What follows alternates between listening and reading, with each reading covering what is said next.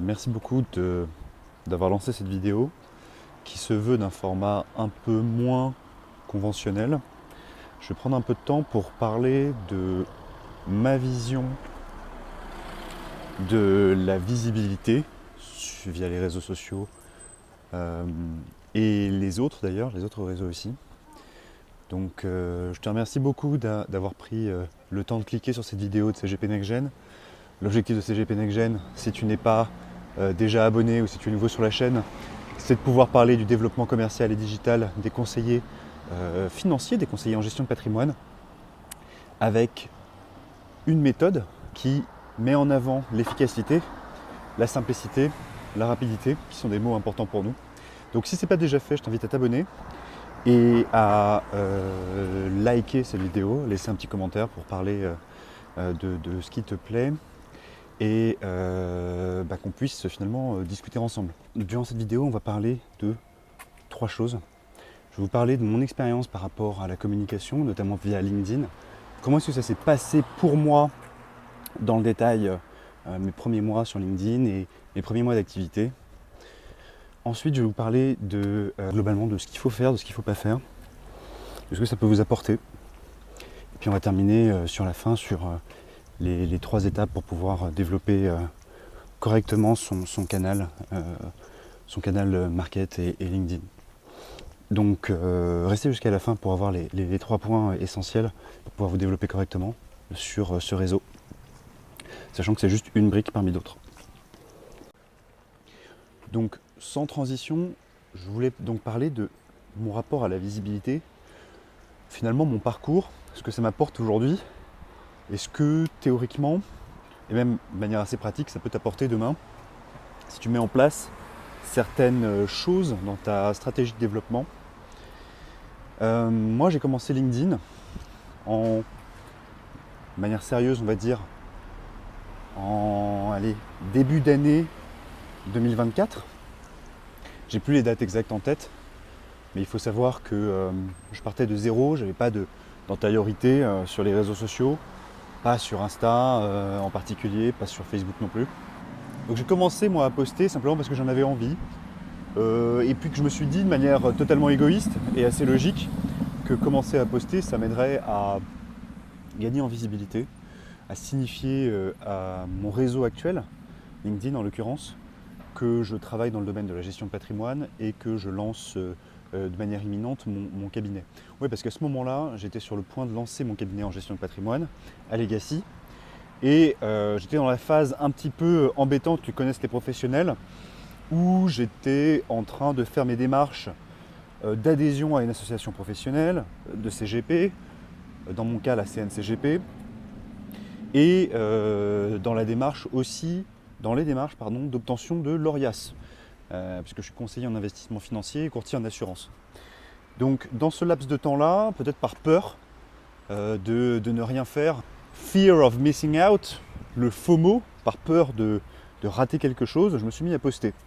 Au début, galère, vraiment compliqué, et ça a commencé à prendre de l'écho finalement par tâtonnement, un peu à la dure. C'est vrai que j'étais pas particulièrement affûté à ce moment-là parce que j'ai vraiment fait les choses au feeling.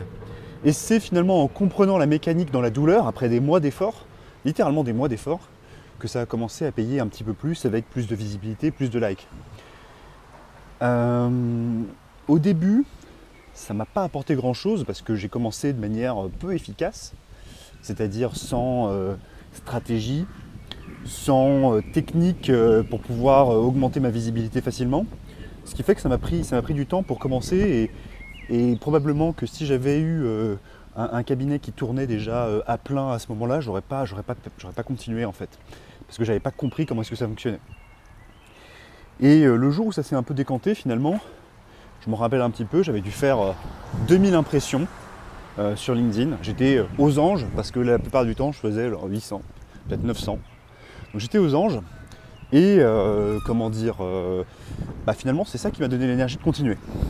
Et à ce moment-là, ce qui s'est passé, c'est que j'ai eu un contact de la part de mon premier client en fait, aujourd'hui encore, c'était mon premier client à ce moment-là, qui était déjà quelqu'un de mon réseau, un camarade en fait d'école de commerce, qui voyant ce que je faisais, a probablement une fois, deux fois, trois fois vu mes posts sur LinkedIn.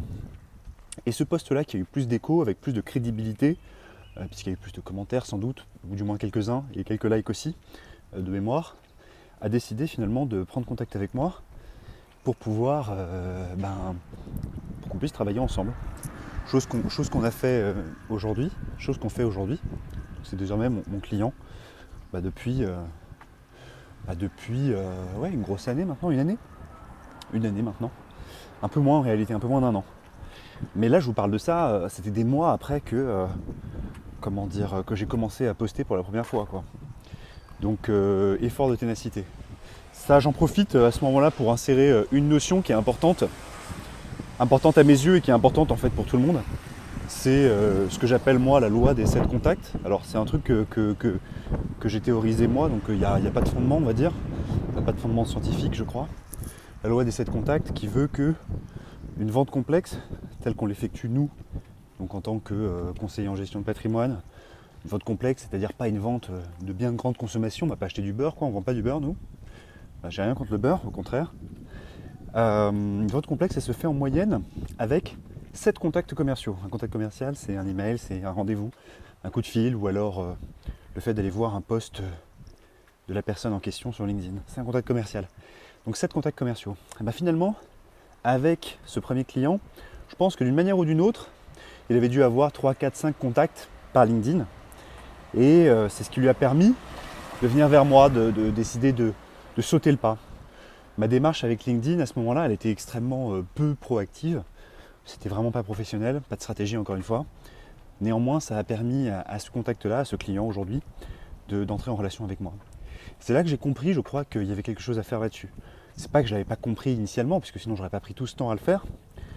Mais c'est là que j'ai compris que réellement il y avait une possibilité d'acquérir des clients et des prospects avec LinkedIn. D'autres l'avaient déjà fait, mais ça paraissait loin, c'est des gens qui avaient des milliers d'abonnés, etc. Alors que moi, j'étais déjà content, je devais avoir 1100 abonnés, quoi. Et aujourd'hui, à l'heure où je fais la vidéo, je casse pas des briques, hein, mais je dois être à 6000, peut-être 6500 à cette heure-ci. Donc on va dire que j'ai fait un x6 globalement. Et là où je veux en venir simplement, c'est que après ça s'est accéléré. Et je le vois aussi pour certains apprenants CGP NextGen. D'ailleurs, si vous n'êtes pas abonné encore une fois à la chaîne, prenez le temps de vous abonner. N'hésitez pas à écrire un commentaire pour poser votre question sur la chaîne. Et ce que j'ai vu en tout cas avec les abonnés aussi, ce que j'ai commencé à voir à ce moment-là, c'est réellement une sorte de recrutement de prospects par le biais de LinkedIn. Donc, parce que les gens se reconnaissent dans les posts qu'on fait, petit à petit avec le temps, j'ai appris aussi à faire les choses un peu mieux en termes de posts, en termes d'engagement. C'est aussi une question de biais cognitif, évidemment. Dans le sens biais cognitif, dans le sens réussir à engager de manière un peu intense les gens, nos lecteurs, de certaine manière, oui, nos lecteurs. Donc c'est à ce moment-là, putain, j'ai mal au bras, je vais changer de bras. Hop là, changement de bras. Donc c'est à ce moment-là réellement, sans doute au cours du mois de peut-être juillet ou août 2024 cette fois-ci, donc des mois après vraiment les débuts. C'est à ce moment-là que réellement j'ai compris la puissance du truc et que le mécanisme a été bien enclenché pour qu'on réussisse justement pour que je réussisse à développer mon cabinet grâce au réseau. Concomitamment, on avait commencé, et là je la fais courte parce que c'est pas l'objet de la discussion, mais concomitamment on avait commencé avec Lucas à travailler sur le côté CGP NextGen parce qu'on savait qu'il y avait quelque chose à faire là-dessus. Donc on passait des entretiens avec des CGP, des entretiens, on en a fait littéralement des dizaines au dernier comptage, et on n'est jamais d'accord là-dessus avec Lucas, mais moi je pense qu'il y en avait plus de 150 des entretiens, parfois très courts, parfois vraiment plus longs, qui nous ont permis de déceler qu'il y avait bien une souffrance, qu'il y avait bien une problématique des conseillers dans leur sphère d'acquisition. Donc tout ça s'est mis finalement ensemble à peu près au même moment, qui nous a permis à la fois d'agréger les connaissances de Lucas, les miennes, parce que moi je tâtonnais dans le domaine, pour pouvoir créer quelque chose de cohérent avec CGP NextGen. Mais c'est pas l'objet, la discussion, je ferme cette parenthèse-là. Donc ce que vous voulez savoir sans doute, c'est ce que ça m'apporte aujourd'hui. Ce que ça m'apporte aujourd'hui en termes de business, cette visibilité-là, qui est toute relative, visibilité sur les réseaux, sur LinkedIn plutôt, parce que Instagram c'est qu'un perso. Et ce que ça m'apporte aujourd'hui, c'est, alors si on est honnête, sans doute 60 à 70% de mes clients. Ah, j'ai failli me faire bousculer, donc désolé. Ouais, peut-être 70% de mes clients. Ça ne veut pas dire que ce sont que des gens que je ne connais pas, c'est souvent des gens aussi, pour une part notables, c'est pas la majorité, c'est pour une part des gens qui étaient déjà dans mon réseau, de près ou de loin. Donc c'est assez large, mais qui ont été réactivés directement par les réseaux, par LinkedIn en l'occurrence, et les autres communications qu'on met en place à travers de ce biais-là, à partir de ce biais-là. Ensuite, il y a aussi l'acquisition de CGP NextGen, donc des clients CGP NextGen, des apprenants, qui sont conseillers financiers, salariés ou alors à leur compte. Et ça, effectivement, cette acquisition, elle se fait entièrement par LinkedIn. Là, on est sur du 100%, littéralement. En fait, ces outils-là, bien maîtrisés, il faut comprendre que c'est juste énorme. C'est juste énorme. Avec ces communications-là, avec ce marketing-là, finalement, on parvient à remplir la jauge des 7 contacts. On n'a pas besoin d'aller jusqu'au 7e, hein, mais on a besoin d'en avoir peut-être 3, 4, 5 pour pouvoir après aller en rendez-vous et ensuite convertir. Donc oui, ça a juste été énorme de ce point de vue-là. C'est beaucoup d'efforts, mais ces efforts-là, finalement, ils se concentrent sur un temps qui est assez limité dans la journée, dans la semaine aussi. Et dans tous les cas, voilà, c'est ce qu'on dit à nos apprenants. Il faut faire 20-25% de temps de développement commercial et d'action commerciale pour pouvoir décemment dire qu'on est en développement commercial. C'est ça l'idée. C'est-à-dire que si tu ne fais pas 25% de ton temps en développement, est-ce que finalement tu es réellement en développement commercial? C'est ça la question. Donc le LinkedIn pour moi il passe dedans effectivement dans ces 20-25% là. Je pense que je suis un petit peu supérieur en termes de pourcentage d'ailleurs. Et c'est un outil qui est efficace, c'est un outil qui est super bon en acquisition. Super bon en acquisition. Faut pas le lâcher. Faut pas le lâcher et clairement il faut réussir de manière assez rapide à atteindre un palier intéressant sur LinkedIn pour ne pas se décourager parce que c'est réellement puissant comme outil. Pour parler un peu de chiffres, même si je ne suis pas toujours super à l'aise avec ça, mais il n'y a pas de problème, on peut en parler. Il faut noter que les bonnes semaines, moi je vais faire peut-être 300 000 impressions de mes posts. Ça veut dire peut-être toucher les 100 ou 150 000 comptes. Derrière, ça déclenche en lead. Alors il y a des semaines où il va y en avoir, je sais pas, c'est des petites semaines, hein. Et on va dire que ces petites semaines-là, en impression, je vais être à 50, 70. Petites semaines, on va avoir 2 prospects. Parce que je ne suis pas ultra engageant, plus autant qu'avant, engageant sur LinkedIn. J'incite beaucoup moins à la prise de contact qu'avant, parce que j'en ai moins besoin. Donc on va dire 2-3 contacts. Et les grosses semaines, parfois, c'est une dizaine. Pas toujours des gens qui ont vocation à devenir clients d'ailleurs, hein, mais c'est une dizaine de contacts nouveaux, de nouveaux prospects qu'on doit intégrer, avec lesquels on commence à interagir. Donc ça c'est mes faits à moi. Je pense que ça se vérifie pour des créateurs de contenu qui sont parfois plus gros, parfois un peu plus petits. Et moi je fais partie des petits, hein, globalement.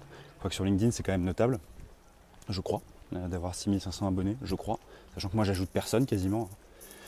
J'ajoute quasiment personne, si ce n'est personne, c'est une anomalie si je vous ai ajouté et c'est pas par dédain ni par manque d'humilité, c'est juste que en fait je suis pas proactif là-dessus, c'est une erreur d'ailleurs. Donc voilà ce que ça m'apporte globalement aujourd'hui LinkedIn en termes de chiffre d'affaires. Ça c'est à confirmer parce que bon, il y a du chiffre d'affaires signé non collecté. En termes de chiffre d'affaires, ça va être je sais pas, à partir de LinkedIn peut-être 50, 60 000 euros peut-être en première année, on verra. On verra, c'est pas encore déterminé pour tout, mais c'est à peu près ça, c'est à peu près l'ordre d'idée, sachant que je suis sur une première année de création d'activité. Donc j'ai commencé à travailler en fait pour mon cabinet en septembre 2024 en l'occurrence, parce qu'avant j'étais pas opérationnel. Voilà. Donc belle perspective, moi je vous invite clairement à travailler ce sujet du marketing, de la visibilité. LinkedIn c'est un super outil, j'ai un petit chiffre pour vous là-dessus. Suivant la niche dans laquelle on est, nous, dans mon cas c'est les finances personnelles, finances de manière générale. Un abonné LinkedIn, ça équivaut à 3, 4, 5, 6, parfois 7 abonnés sur Instagram. en termes de rentabilité, en termes d'interaction, etc. Donc il ne faut pas rougir d'avoir 500 abonnés au début, d'en avoir 1000. L'important c'est de toucher son réseau proche, de créer son leadership d'opinion à son échelle, qu'elle soit géographique ou alors pour sa niche à soi, pour son positionnement. Et c'est notable en termes de retombées si les bonnes actions sont menées. Pour finir la vidéo, et si tu n'es pas abonné encore une fois, je t'invite à le faire et à laisser un commentaire. Le petit pouce vers le haut évidemment. Mais pour terminer, je vais te parler des actions que tu peux mener pour être plus efficace sur LinkedIn. Je ne vais pas tout dire là parce que c'est assez long, mais je vais prendre quelques actions que tu peux mener dans l'ordre. Numéro 1, on a fait un post là-dessus d'ailleurs. Numéro 1, c'est d'avoir un profil qui soit un peu optimisé. C'est-à-dire déjà premièrement clair, lisible, avec les expériences qui sont bien détaillées, une photo qui soit correcte, on ne demande pas une photo parfaite, pas besoin de faire des shootings très chers, mais pas besoin de faire de shooting d'ailleurs, une photo qui soit nette, un minimum engageante, un titre qui soit clair aussi, et qui permette aux non-initiés de votre métier de comprendre ce que vous faites. Et le dernier point, par rapport au profil, si vous avez des boutons cliquables, prise de rendez-vous, etc., assurez-vous que ce soit bien clair, bien visible et lisible, bien accessible globalement. Voilà, mettez pas votre numéro de téléphone dans l'onglet coordonnées idéalement. Je détaille pas pourquoi, mais le mettez pas. Le mettez pas, en fait si je vais vous le dire, vous allez vous faire harceler par des commerciaux plus ou moins qualitatifs. Donc le mettez pas, il n'y a pas de client qui vous appellera en direct. Le faites pas. Ensuite, deuxième point, pour pouvoir optimiser un peu son LinkedIn, on va parler de la fréquence des posts. Il faut poster, il faut être engageant, ça c'est certain, donc avoir une accroche qui soit bonne, délivrer de la qualité et surtout des informations intéressantes. Ça sert à rien de cacher, quoi que ce soit. De toute façon, tout le monde peut accéder à tout sur ChatGPT en 30 secondes.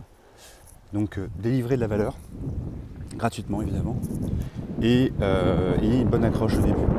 Sur la fréquence des posts, poster 2 fois, 3 fois par semaine, c'est déjà très bien. Si vous avez la possibilité de faire plus tous les jours, disons tous les jours de la semaine, donc 5 fois par semaine, c'est encore mieux. Le gain, il ne sera pas notable. Je pense que le gain est dégressif, plus on poste. Néanmoins, c'est du gain net néanmoins. En termes de visibilité, en termes d'impression, en termes de potentiel business derrière.